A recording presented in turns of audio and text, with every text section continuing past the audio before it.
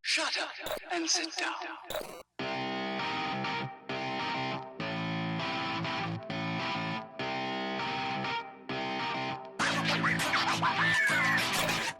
Hey, and welcome to the Freja MMA podcast, where it doesn't matter if you're a casual fan or a championship fighter. Join us in our discussion about the beautiful sport which is mixed martial arts. Hey guys, and on today's episode of the Freja MMA podcast, I am joined by two of Sweden's elite MMA referees, where we talk about the rule set and especially this COVID situation, where it's been different for MMA officials to actually score the fight. You'll see why it's very soon. So I'd like to introduce Mattias Sjöden and Rebin Saber. So I'm here with two of the best Swedish MMA referees, and you're on set in Bahrain at the moment. How's it going there, guys? Everything's good, man. We're living large, enjoying the weather, enjoying the people of Brave, and all the whole circus around the events and everything, you know. Yeah, especially with the Corona times as well. It must be a bit strange for you guys and the fighters and everyone really. How's it been with the preparations with the whole Corona testing and everything? Well, we got to do the test like 2 days before each event, to see that everything's cool. Nobody got any positive tests, so we got to do each test before every event. So we're heading in for our third event for this trip, and tomorrow, actually Tuesday, we're doing our third test. So I'll give you both a bit in the spotlight, Rebin and Mattias. So how did each one of you start on this journey as MMA officials? We'll start with Mattias first. Yeah, I started, I don't know if it was 2016, I think, or 15. I did the certification course in our Swedish Federation, SMAF. And I started with a B class, as it was called, and moved forward to the A class. And after that, I was offering to do the IMF course with Mark Goddard. So me and Rebin did the course in Poland together, and after that, we have been doing some events together around the world, both Europeans and worlds and other events. So now we ending up here in Brave, Bahrain. Sounds decent. And yourself, Rebin? So actually, my interest for MMA started way back in '93, and the first thing I thought when I saw the first show was, man, I want to be a fighter too. But then I realized, man, they're kicking each other's ass. You can swear, it's fine. All right. So they were kicking the living dog shit out of each other, and I'm not trying to get hurt. So back in 2010, I think it was, I was sitting and contemplating on I wanted to see fights, you know. But I was a student back then, and you know how it is being a student. You don't have that much money, so I didn't want to pay for tickets, actually. So I was thinking to myself, like, how can I get the best seats in the house, but without paying for the tickets, right? So I got in contact with Svenska Budo- och Kampsportsförbundet. I worked as an intern with Jonathan Broberg, and he actually hooked me up with this reffing and judging course down in Malmö. And this was way back in 2010. So I just jumped on the train, and it just been, you know, slowly but surely progressing to a higher level, from going from B class to A class, getting my IMF certification, getting my pro license, and just, you know, keep on going and just doing what you love, and try to become a better ref than I was yesterday. Yeah, and I really like the system that Sweden has put out with the referee courses, from going from amateurs, B class, like you're saying, to A class and then professionals. I'm not sure how it is in the US, if they have the same kind of structure or something like that. But it's good for us fight fans to know how referees are educated in this way. Yeah, the way that we have it in Sweden is, like you said, we go into the B class first. You got to show that you're able um, to learn and get better, right? So after a couple of, well, more than a couple of fights in B, you step up to A class. Then you still got to perform. You still got to show that that you want to do this and that you're able to progress. From A class, it's quite a leap going from A class to pro. But if you show that you're willing to learn, right, that you're willing to do the sacrifices, like a lot of people don't understand. There's a lot of sacrificing. We're always in the spotlight, in the cage. We're all human beings. We all make mistakes. Show me one referee who says they never made a mistake, and I'll show you a liar. We've all made mistakes, and it's something. It's part of the game. But it's from the mistakes that we grow, that we learn and become better. And we have been on this journey together for a long time. We have been in every small events in whole in the, yeah. So Mattias is what he's trying to say. What I believe is that me and Mattias has been in the smallest shows, in the smallest cities, in the smallest villages. We've been in places where they don't even have anybody. I remember that while I was reffing, I was also inspecting. I was also doing some sort of supervising. I was also helping the judges. I was the grease boy. We'd done it all. And coming from these small shows with like 20, 30 people, going into like the big shows, having 20, 30, 40,000 people screaming, trying to rip your head off because their favorite fighter didn't win the fight or whatever it was.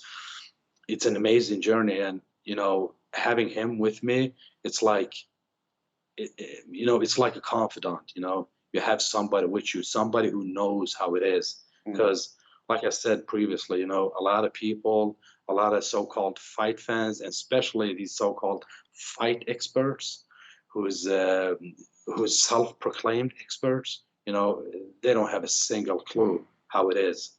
They don't know what happens. They don't know how it is.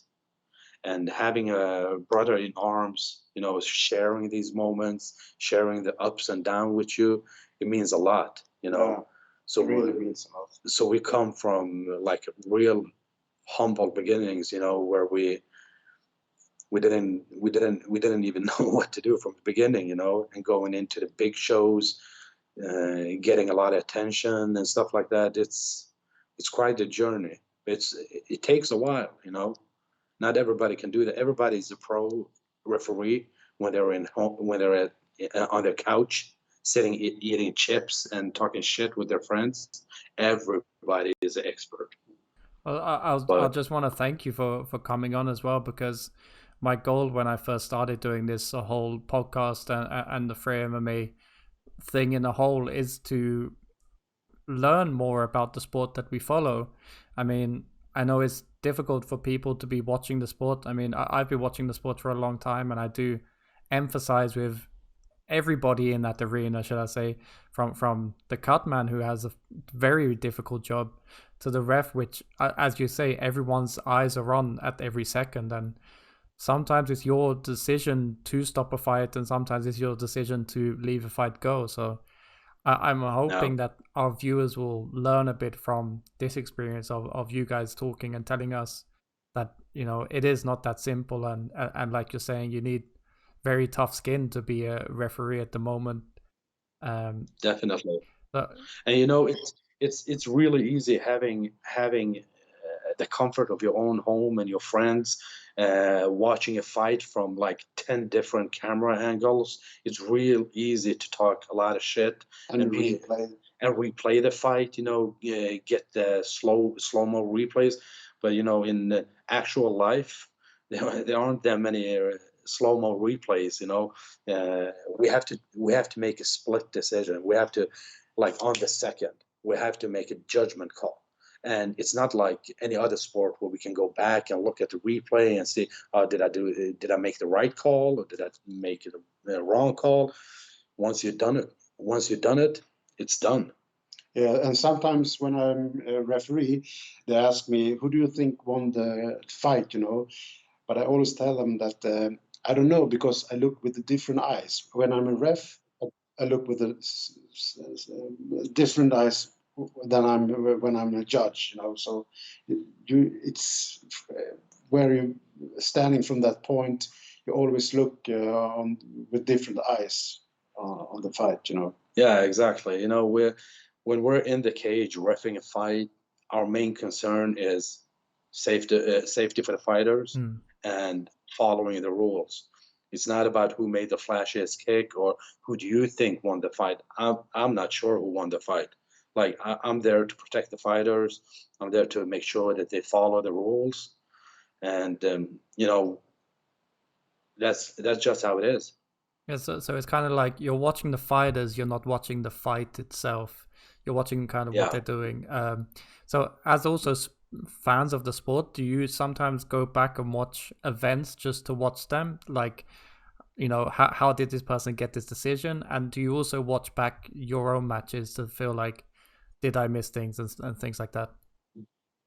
Definitely. Definitely. I believe that one of the ways of growing in this sport as a referee or a judge is to go back and watch what happened, what actually happened. How can I improve myself for next time? You know, a lot of the stuff that we do, we have to, like for me, for instance, I look at what was the angles, what angles did I have, what fighter was I actually looking at? Was I looking at the fighter who threw the punch, or was I looking at the fighter who ate the punch? Was I in the right angle? Did I actually see what happened? And if not, where do I have to stand next time? How do I have to move? How do I have to look at things? It's not just about, you know, standing there in the moment and hoping to see something. You know, you have to go back to evolve. Yeah. And it's the same way that one fighter, if he says that he's the best fighter in the world, it's a self-proclaimed thing. I'm assuming there are also referees that are like that, saying that they're the best referee in the world, and they don't do anything wrong. But it's great to Oh hear yeah, that you know, everyone's always learning part by part kind of thing. but you know that's You're the thing. always learning, you know, always learning. And that's the thing, you know, going on with I'm the best referee in the world, I'm this, I'm that, I'm king shit of the hill. You know, come on now. If you go like that, you know, your days are numbered. You just don't know it. You can never, if you're done, if you feel that you don't have anything else to learn, you're done. You're done. Because we always have something more to learn. I'm not claiming I'm perfect in any way, and I know my brother here isn't claiming anything less. He's not claiming he's the best in the world either. You know, we're trying to learn. We're trying to see where did I go wrong? What can I do next time so this doesn't happen again? And we got a lot of people, inflated egos going around. Um, but it's the way it is, you know. We all work in different ways, and we all aspire to evolve in different ways. And I think with both of us, we aspire to become better by checking ourselves and checking each other for our mistakes. So We always talk to each other after a fight or after an event. We get together, you know, and speak to each other. What can we do? Did I do something wrong, or what can we do better? You know, we always have a discussion after the fights. And it's not about, trying to step on the other guy. If I tell Mattias or he tells me that I did something wrong, I don't feel that he's stepping on me or trying to put me down. It's about, he might have seen something that I didn't see, right? So why would I go against that? Why would I try to, argue with him or get into a big beef with him? It's about different perspectives. That's why we got 3 judges, right? These 3 judges sit in 3 different sides of the cage. Why? Because they have different angles. That's why. The different angles decides, like, he might see something that I don't see. I might see something that he don't see. And we have to help each other. We have to work as a team. That's the most important thing, I believe, as officials, not only in Sweden, but the entire world. We need to help each other grow, for the sake of the sport. We all do this, well, not all of us, but most of us do this for the sport. We don't do this to get attention. We don't do it like, I'm not working my butt out for 8 straight weeks, getting kicked in the head and punched in the face like these fighters. So all the spotlight, all the attention should go to the fighters. They deserve the spotlight. They deserve the attention.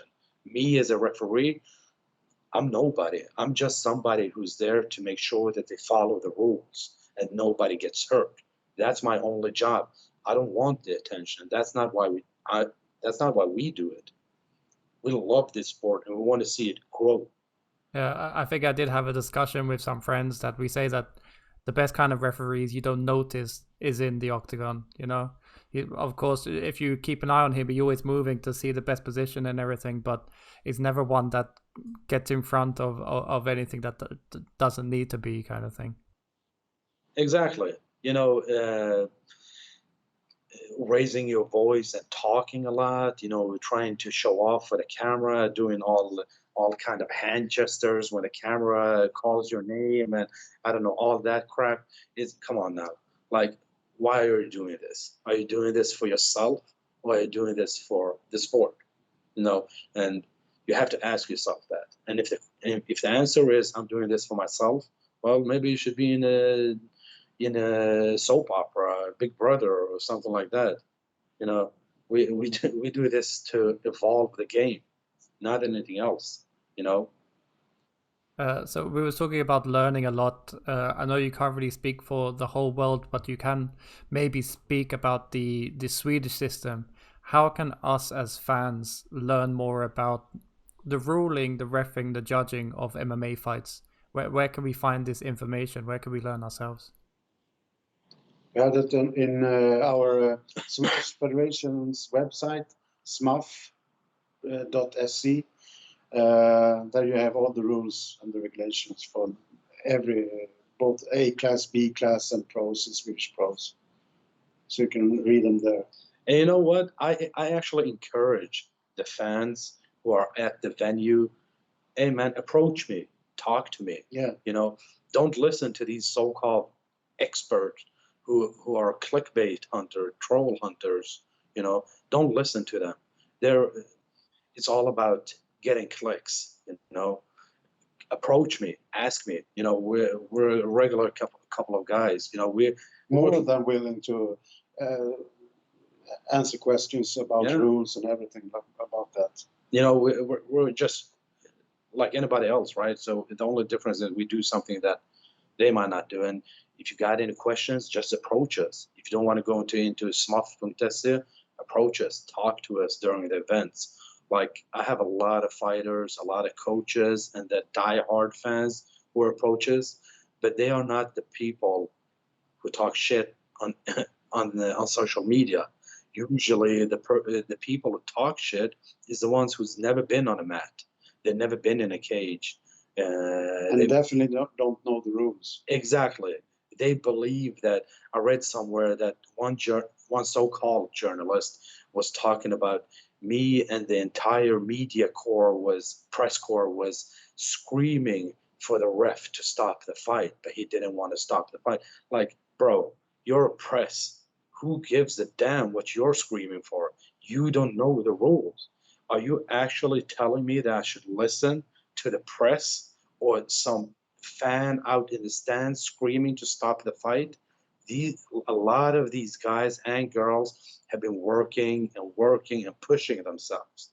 And me jumping in and stopping a fight just because you, as press or fan, is sitting on the outside thinking, oh, this looks too scary for me. I'm not doing my job if I do that. I'm looking for what's actually happening.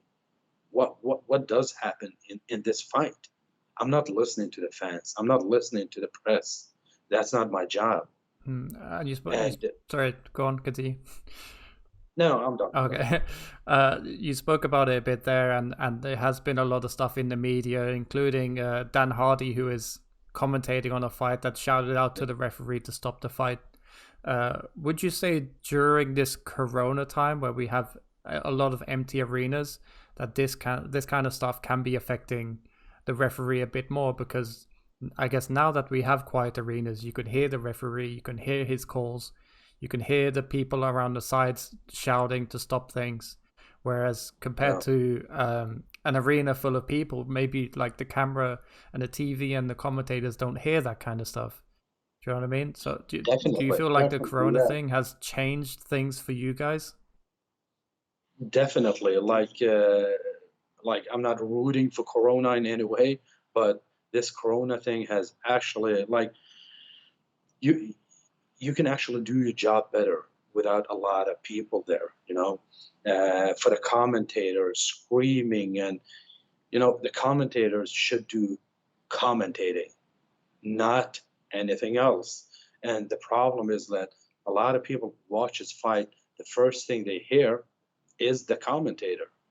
When the commentator is screaming, oh my God, the ref did a horrible job, like 95% of the people believe that, because they believe that the commentators are some kind of experts in the rules. I mean, like, the commentators are sitting outside of the cage. They don't see what I see. And for them to scream out what they believe is right, it doesn't make any sense. And honestly, I don't give a damn about it either, because that's their opinion about stuff. That's the same thing with the fans, when you're a referee, you can hear the fans screaming outside the cage if they thought one fighter hit another one. But I, as a referee who stands 1 or 2 meters from them, I can clearly see that, that punch didn't get really impact, But the audience all around goes like, whoa, whoa, whoa. So I totally understand what you mean with yeah. So as well, I saw that Dan Hardy, because a lot of this was about Dan Hardy and Herb Dean during this scenario, at least. He was saying that referees should count for more, or be more accountable of their actions. But from the referee side, like what you're saying, it shouldn't be a thing of referees should be coming out and saying their name and saying why they have done things, because under everything, they're doing their own job. So what's your thoughts of that? Well, actually, I believe that us as referees and judges, we should be able to explain why we did a certain, why we called it a certain way, or whatever it might be. I actually believe that's a good thing. Yeah. But we're not accountable. We shouldn't be held accountable because some commentator or some media press guy thinks something. It's their opinion. Their opinion in the matter is irrelevant. We're not talking about opinions. I can love a fighter or I can hate a fighter. It doesn't matter. My opinion isn't what weighs the most.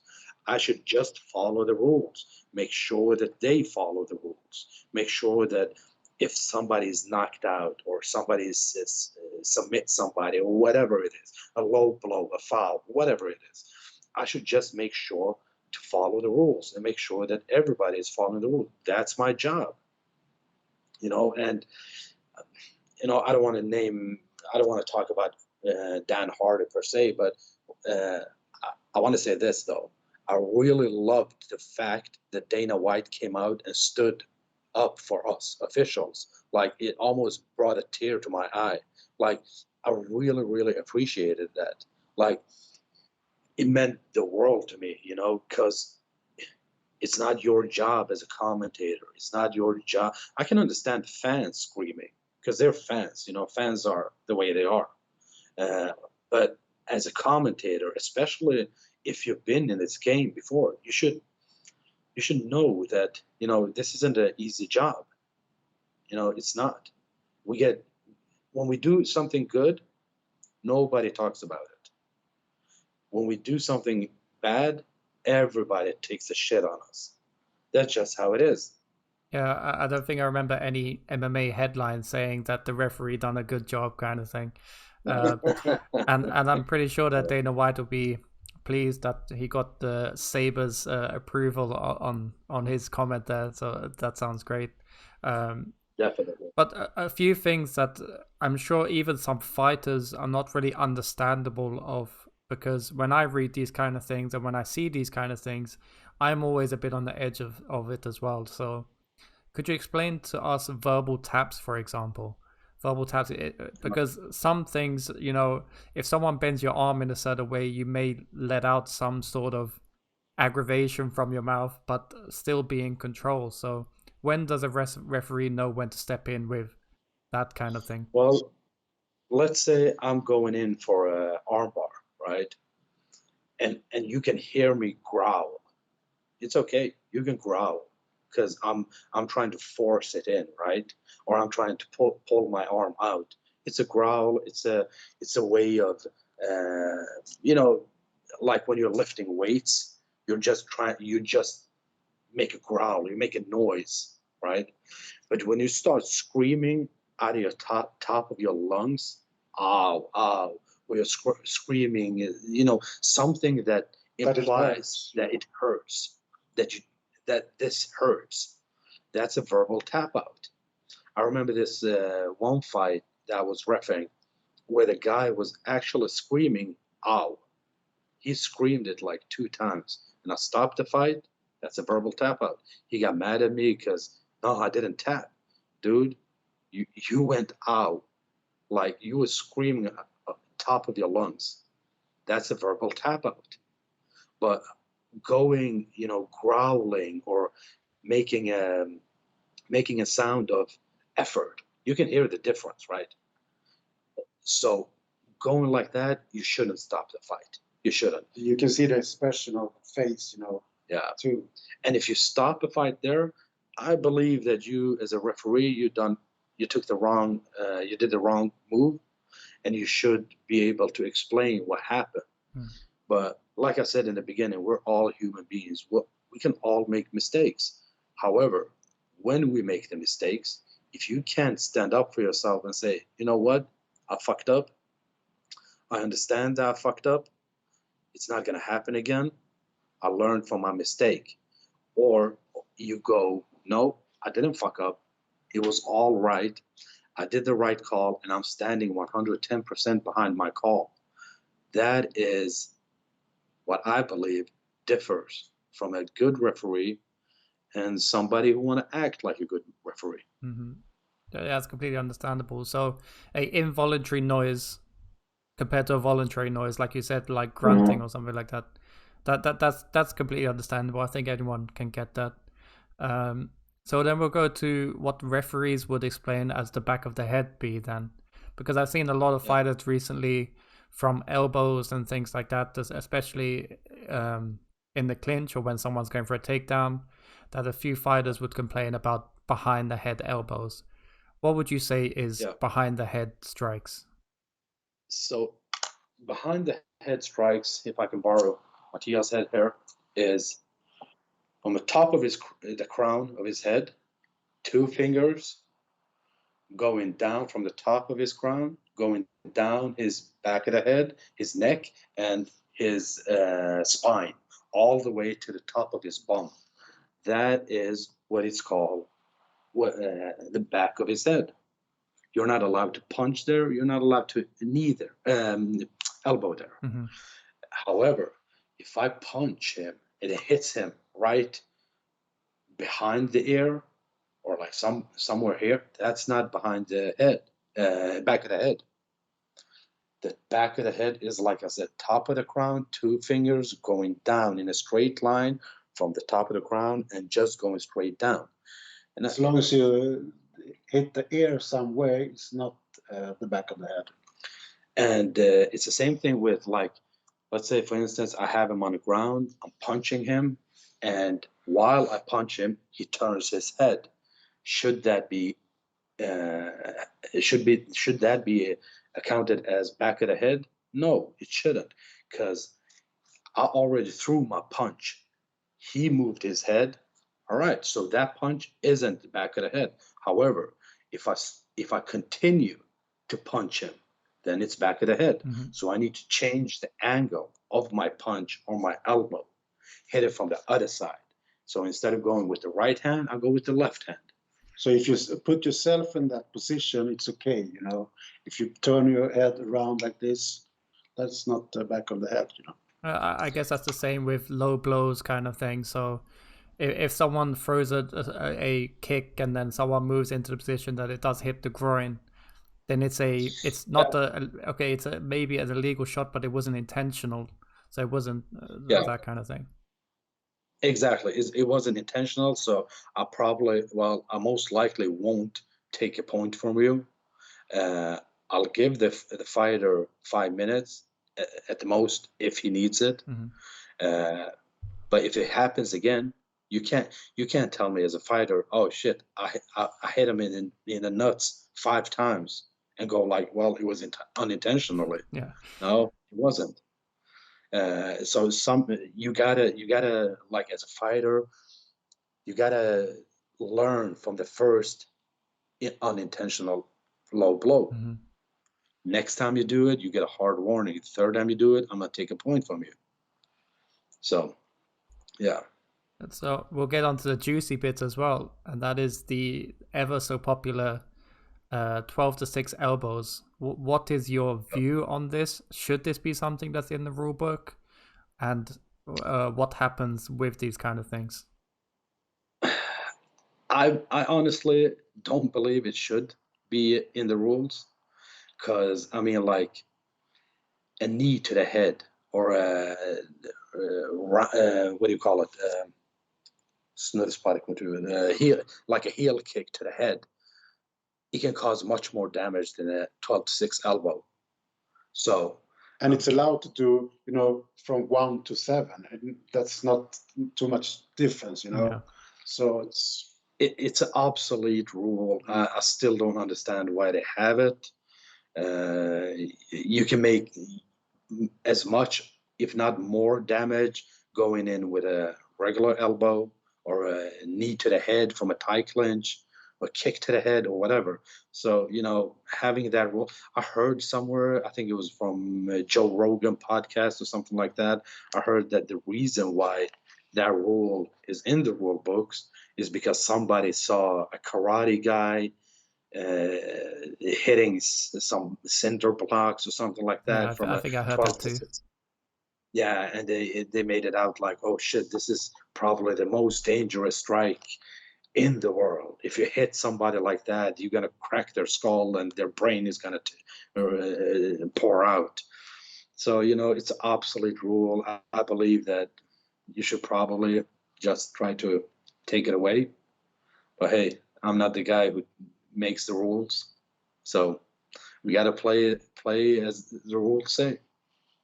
And if we're talking about elbows as well, that there's a special relationship between Swedish MMA and elbows. Could you explain what that is? I know that not all Swedish professional fights allow elbows. Yeah, if you go by Swedish pro rules, you're not allowed to do elbows at all. At all. If you go by international rules, unified rules, you're allowed to do it. I'm not sure why. Like I said, a knee can is much more devastating than an elbow. I understand that an elbow can cut you open, and a lot of blood can pour out, and it can look like a bloodier fight or a more painful fight than it actually is because your elbow is sharp.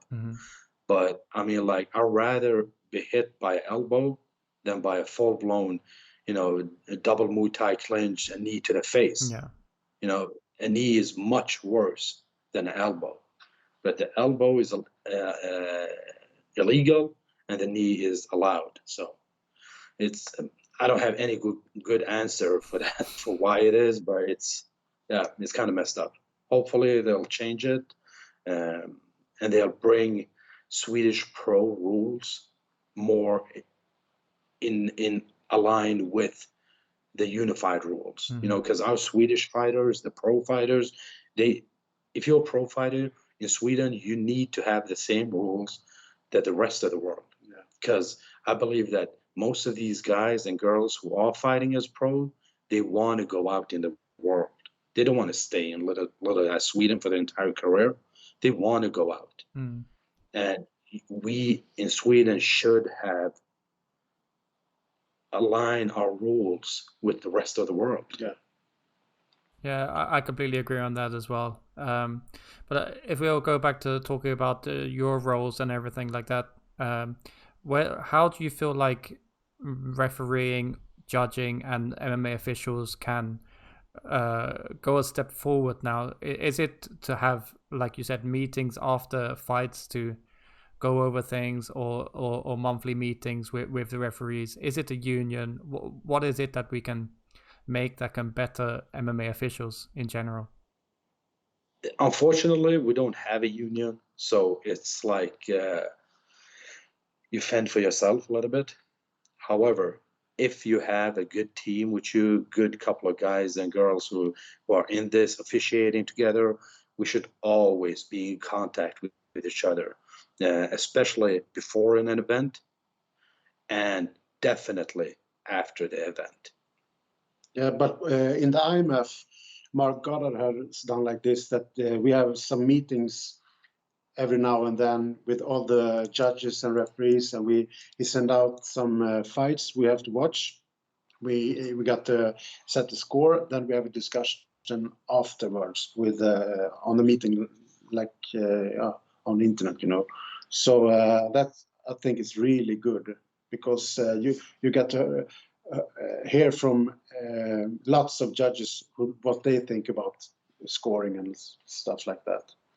Yeah, it kind of sounds like the drunken nights that we have sometimes, where we all watch an old fight, and one that people would say is very close, a very close fight that goes to decision, and then we go around the room and ask everyone, who do you think won, who do you think won, kind of thing. So I completely understand that. Yeah, so I think IMF and Mark Goddard do a really good job with that. Definitely, I agree. Do you think that's something that may be implemented into, SMAF or the MMA Federation or something like that? Yeah, it should be. Like I said, unfortunately, we don't have a union thing where we all get together. So it's like we all work as officiators in different ways, if it's reffing or judging. However, we got our own teams, so to say. So me and Mattias, we talk a lot. We talk every week, about different stuff. And it doesn't have to be about this or that event. It can be just to help each other, refresh each other about scoring, or about reffing, or about rules, or about what do you think about this fight or that fight. We try to help each other, lift each other up, and we can only do that by talking to each other, not going out and do a public circus about whatever it might be. That's not how we help each other. We help each other by trying to improve each other's games, improve each other. By doing that, we can elevate this Swedish MMA to the next level. We can never elevate it if we make it all about ourselves. Yeah, I completely understand that. Matthias, your version of that as well is the same? Yeah, definitely. All right. Usually around this time, we ask the fighters about any sponsors or family or friends that they want to give a shout out to. With you guys, I'll give you that opportunity too, and I'll also ask you for who is your inspiration in this sport or outside in the world. So the mic is yours now. Go ahead. Better. My inspiration is my colleagues that I work with and all the other refs and judges we have in our IMAF family, we call it. And I see Mark Goddard as my mentor, and I can really rely on him with I have some questions or something like that. So big shout out for IMF, Mark and Smuff, and yeah, that's it. Yeah, so whatever he said, I agree with that. And I got to give a big shout out. Like, I would never be able to do any of this if it wasn't for my wife, my kids, my family supporting me, and also a lot of fighters, a lot of fans, a lot of good, awesome media people, like you. And especially to the family, like you said, because we are going away for so long time. We have children, and like you said, our loved ones at home. So a big shout out to Susie, Christian, Matilda, and Bella. There you have it. Yeah, and I say the same thing. It's I wouldn't be able to do any of this if I didn't have my wife Paulina, my kids Maximilian and Julian, and my mom, my dad. And I want to give a big shout out to him as well. Yeah. Because like, seriously, I wouldn't want to be in this game alone. It means a lot having a brother with me who understands me. We don't argue with each other. We discuss things together. We try, like I said, this entire time, we try to elevate each other, help each other become the best versions of ourselves. So we've been through so much things together. Yeah. So it really has been a really journey on this MMA. Definitely. And it's a lot of people, a lot of fighters approaching, a lot of fighters DMing, actually asking me to ref their fights. If I was that big of a shit referee that some people want to claim, paint me as to be, I wouldn't have so much support from people who actually matter in this game. So the list is too long. So I just say shout out to everybody, and much appreciated and love to everybody who stands behind us and understand how hard this reffing thing is. And to our own clubs, Nexus Stockholm, where I am training, and that's them who taught me into this ref thing, So big shout out to Nexus Stockholm and Joakim. Actually, you know what? I got one more person that I want to give a big shout out to. Sure. Christer Ringblom. Yeah. Christer Ringblom. He's the guy who actually gave me my first shot in the beginning. Yeah. Like, I really appreciate it. Yeah. Much love to you, Christer. Much love, Christer. Yeah, and a speedy recovery. I saw that he also got into a bit of trouble, but we want to give a big shout out to the entire Brave family, but especially to Dick Larkin, who gave us the opportunity to be a part of this. And also to our brothers in arms, Derek Hickey and Hadi Muhammad Ali. Boom. I'll also jump on the thank you wagon and thank you two guys for keeping the fighters safe and doing your job in the octagon. I know, or cage octagon, wherever it is. I know it's a super hard job. I know you need tough skin sometimes. So I really want to thank you guys for doing it and not giving up on the sport. Thank you, brother. Thank you, bro. Thank you. We really appreciate having us. Thank you. All right. Thank you. And good luck with Brave and everything. Braves is still happening this week. You see, you're representing it. Yeah. And on Thursday. I'll leave your Instagrams below and everything, and I'll also put something down there for the SMAF website, like you said, so we can teach everyone the rules and get it done. All right, thanks for your time. Awesome, man.